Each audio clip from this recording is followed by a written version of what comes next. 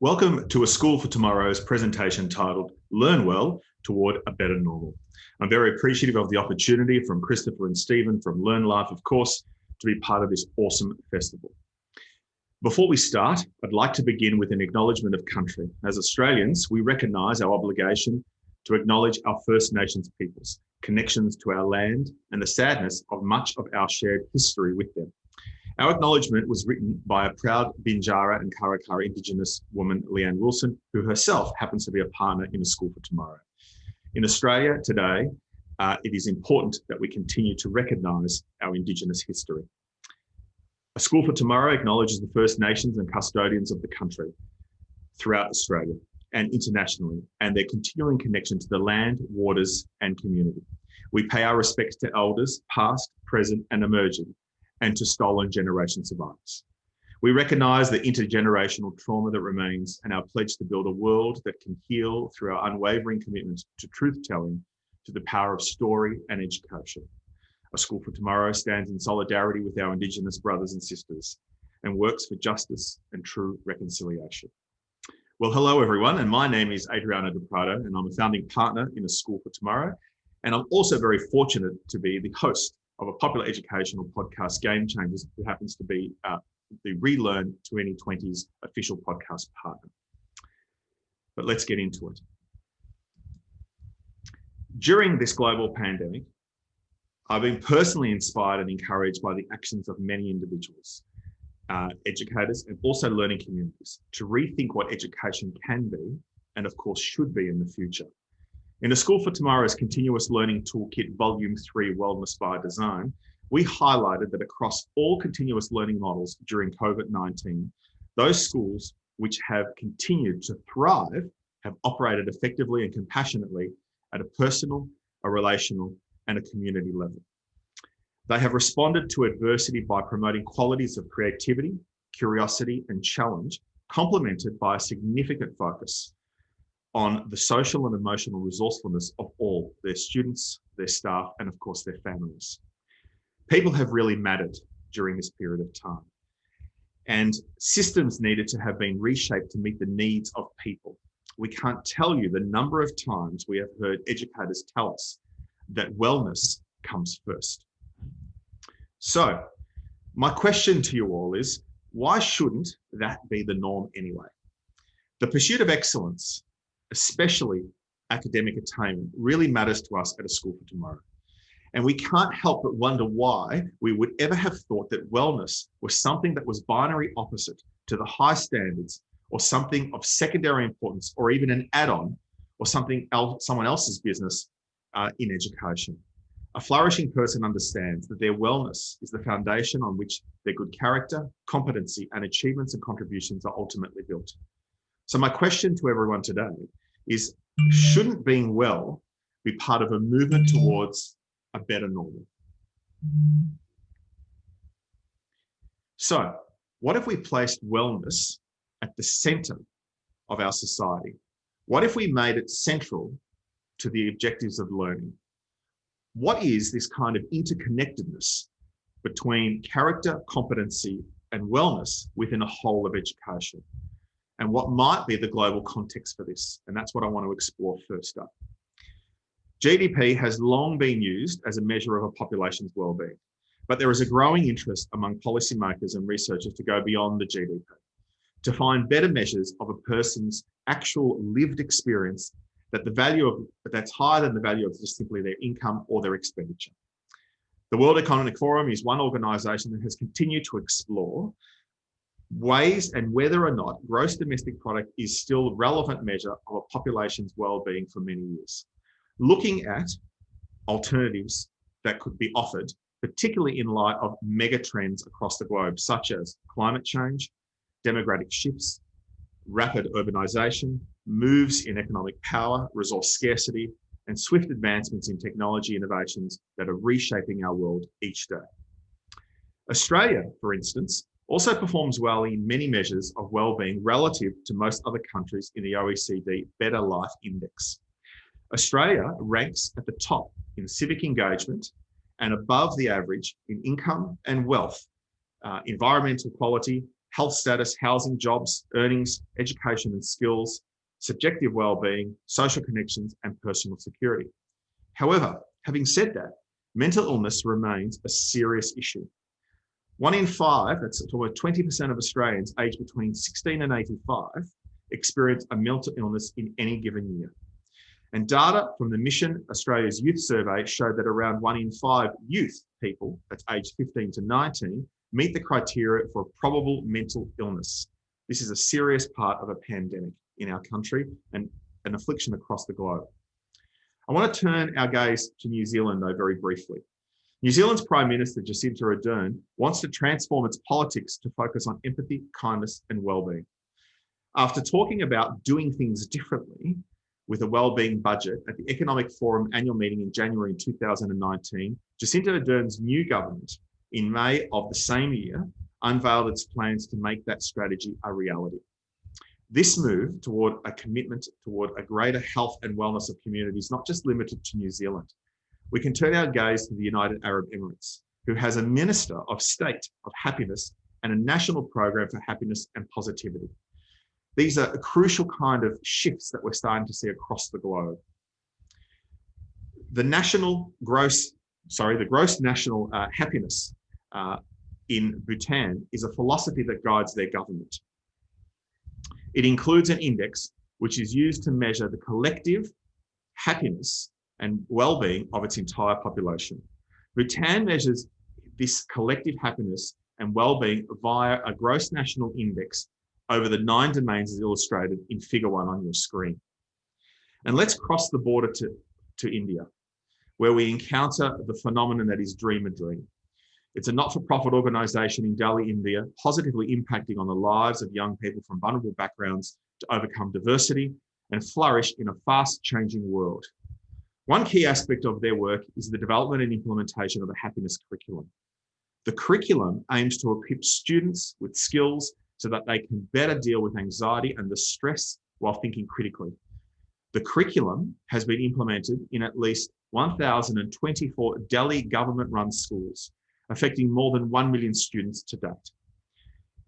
The Dream a Dream happiness curriculum is becoming a model that other governments are promising to replicate in their countries and their classrooms.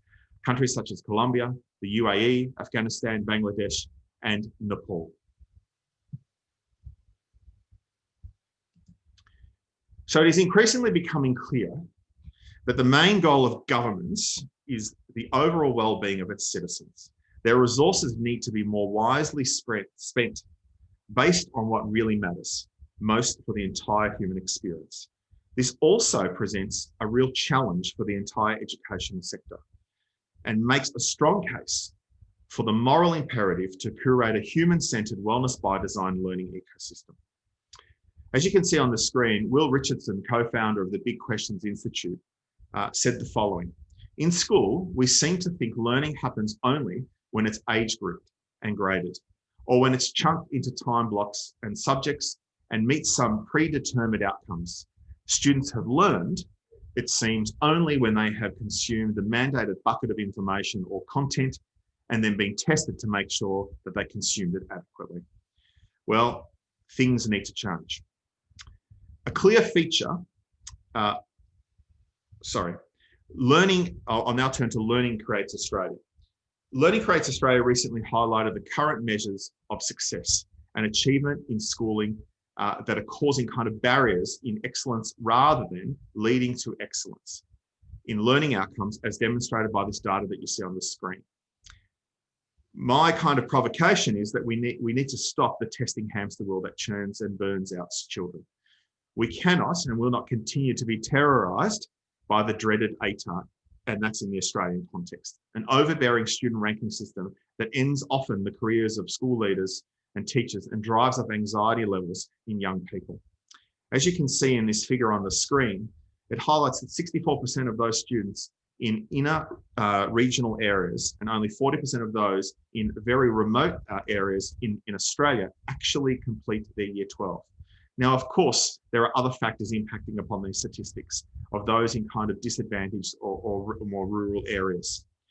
But nonetheless, the numbers are damning of our current infatuation with an outdated one-size-fits-all industrial model. If we think about Daniel Cortens and his book titled The Testing Charade, that the whole idea of test-based accountability has failed us. And it has increasingly become a kind of end to itself, harming students and corrupting the very ideals of teaching. Pressure to raise NAPLAN and ATAR scores dominates much of the Australian educational landscape today. More often than not, standardised tests shape what is taught and influence what we value as assessment. In many schools, we seem to think learning happens when it doesn't look like real life. During the pandemic, with the transition to online, we've been reminded of those things that we value the most: relationships, community, the curiosity of young people, and the power of real, authentic, self-determined learning. And for everyone listening today, please don't interpret my shift in emphasis as denouncing the value of, say, things like literacy or numeracy data. Not at all. Of course, they have a place in supporting student growth, not just definitions, though, of achievement. And nonetheless, quantification measures like the NAPLAN and the ATAR in Australia have assumed an importance beyond their ability to truly judge and paint the whole picture of an individual person. By its very nature, a crisis like that we have experienced with COVID-19 turns everything on its head. So now that everything has changed, why not take the opportunity to guide and develop the development of a new culture? Director and founder of the leading international thinking organisation, Catherine Donoghue, in a recent post titled, "Is Education Policy Constraining a Renaissance in Education?" she stated, age-old traditions such as school times, compulsory hours, the definition of attendance, recognition, reporting and feedback on learning, and the definition of student engagement are following the fate of the blackboards and the chalk, requiring the reimagination of policy, process, and procurement. We've been far too paralysed in schooling for far too long, educating by living in a world without truly feeling it. Now, acutely, we feel the need for an evolution and a move toward not just the next normal, but a better normal. As we grow out of the pandemic, we need to recognise that perhaps right now is our educational spring moment. It could happen, it might not. There will be enormous pressure, of course, to forget this kind of educational spring moment and go back to the old ways of experiencing schooling, life as we once knew it. But the truth of the matter is history is happening right now. A clear feature of all of the models that we shared in our Continuous Learning Toolkit Volume 2, Leading Through Crisis, and you can see some examples on the screen right now, has been an explicit focus and emphasis on wellness. While some have viewed the use of technology as a distraction, the application of technology during COVID-19 has been an opportunity to prioritise wellness into all aspects of planning and scheduling.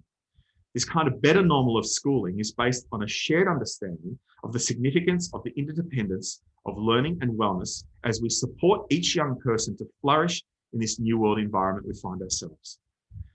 It requires us to map the connectedness of the whole of education for character, competency, and wellness. And it brings into sharp focus self-direction, self-determination, and self-regulation as critical dimensions in fostering the development of resilient, resourceful, and independent learners, equipped with the adaptive expertise and, of course, the self-efficacy to thrive in their world. Let us build back better with the notion of wellness by design. To prepare today's learners to thrive in this kind of new world, a whole new wellness by design framework is needed. And at the centre of this framework must be an explicit purpose-driven social contract based on the reality that all young people are home to a unique life, and that individual and collective wellness encompasses all dimensions of life within any community. For learning communities, a positive sense of individual wellness supports a base for rich learning growth and achievement that enables all learners to thrive throughout their time at school and, of course, beyond. Wellness and the full flourishing of an individual cannot be separated from learning. Post-COVID-19, we have a powerful potential to positively disrupt education forever.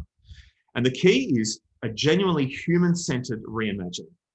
Therefore, it is imperative that any kind of continuous learning framework for all school communities needs to develop a learning ecosystem model that equips the learner, that empowers the learner, and that enables the learner, positioning wellness at the heart of a school life. A focus on wellness is imperative now more than ever before. And I'm not talking just about a visit to kind of a day spa or a regular massage, although a little self-pampering would always be most welcome. Wellness by design refers to a sense of wholeness and connectedness that entails personal growth, character and competency, healing from a residual of one's past, the integration of self-worth, and of course, agency. Maintaining personal wellness often requires commitment and significant effort. Through acknowledging our whole selves, not just the parts we think are amazing, but our blind spots, we become better equipped to connect with the other, which further opens up ways of our social, cultural, and spiritual awareness. So, in the context of schooling, how do we kind of truly meet this moment? It is a time to shift the emphasis. The investment from the seduction of just academic prowess and league table achievements. It is time for learning communities to amplify the central position of wellness by design, as we support each young person to move from resilience to the power of resourcefulness of self-efficacy, personal aspiration, adaptive expertise, agency, and advocacy. We need to consider the role of personal goals. We need to consider the role of challenging assumptions. We need to consider the role of cognitive flexibility, consider the role of courage over fear, consider the role of emotional regulation, and of course, consider the role of self-determination in supporting young people to flourish for their future. All fostered in a school ecosystem that values high support, wellness, as much as high expectations, academic achievement. A school that explicitly cultivates relationships that give each young person a profound sense of psychological safety, where they are known, where they are valued, and where they are loved through an authentic feeling that someone has their back and always in their corner. I mean, after all, we all need a champion. Now, for some, it may seem counterintuitive to put wellness at the center and allow it to permeate through the whole of learning instead of confining it to its own box and attending to it as an afterthought. But if we are not well, then how are we to thrive? How are we to make progress? And how are we to ultimately succeed? As educators, we may not be able to see the future in its entirety. Nonetheless, we have a responsibility to help them, the young people in our care, the COVID children, our COVID children, to make something of it, their future, for themselves, or places across the globe, and for the people around them. For the COVID children and all those that follow, we now need a new social contract. It's time to create wellness by design. It is time to choose to allow our students to go on a personal journey of discovery that will give them the character, competency, and wellness to be a generation of healthier, happier, and more confident young people who can truly thrive in a new tomorrow of their new world. And it is time to learn well toward this kind of better normal that I've been advocating for. We are at a crossroads, my friends, and we can't sit back and wait for this evolution to happen to us. To create change, we must do something. Change is a verb. Driving the transformation of our K-12 educational systems is led by educators designing new learning models and leading the changes taking place across the field by imagining a path forward to futures that most cannot see. Never forget that each person in your learning community is home to a unique life. We exist because of each other, not in spite of each other. And today we must make that our raison d'etre. So I want to just say thank you very much again to Learnlife for this opportunity to share a little bit about what I believe and what we believe is a better normal moving forward. Should you wish to kind of discover anything more about A School for Tomorrow, the contact information is on the screen right now. I wish you well for the rest of the conference, and I can't wait to have a conversation with you post this discussion. Thank you.